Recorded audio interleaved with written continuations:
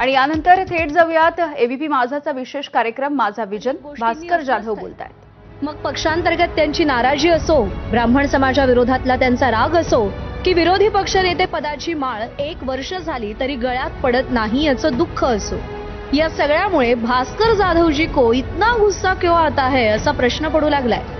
खरं तर एकेकाळी शिवसेनेचा बालेकिल्ला असणाऱ्या कोकणात ठाकरेंच्या शिवसेनेचा आवाज आणि अस्तित्व टिकवून ठेवलंय ते चिपळूणकर भास्कर जाधवांनी. गेल्या वर्षी विधानसभेत महाविकास आघाडीचे बडे चेहरे महायुतीच्या लाटेत धारातीर्थी पडले, पण त्या सुनामीतही भास्कर जाधवांनी मात्र आपला मतदारसंघ वाचवला. पक्षानेही विरोधी पक्ष नेतेपदासाठी इतरांना डावलून भास्कर जाधवांच्या नावाला पसंती दिली, पण सरकार ते पद काही देत नाहीये आणि पक्षाकडून या पदासाठी शिफारस झाल्यानंतरही जाधवांची त्यांच्या पक्षाबद्दलची नाराजीही कमी होताना दिसत नाहीये.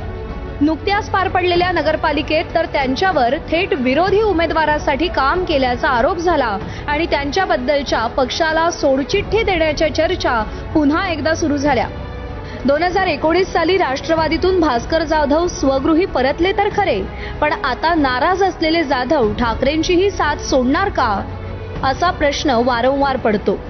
तेव्हा विरोधी पक्षनेता इन वेटिंग असलेल्या भास्कर जाधवांना सरकारच्या 1 वर्षाच्या कार्यकाळाबद्दल काय वाटतं, त्यांच्या पक्षाच्या कार्यपद्धतीबद्दल काय वाटतं, या सगळ्याबद्दल भास्कर जाधव यांच्याशी संवाद साधूया माझा विजन मध्ये.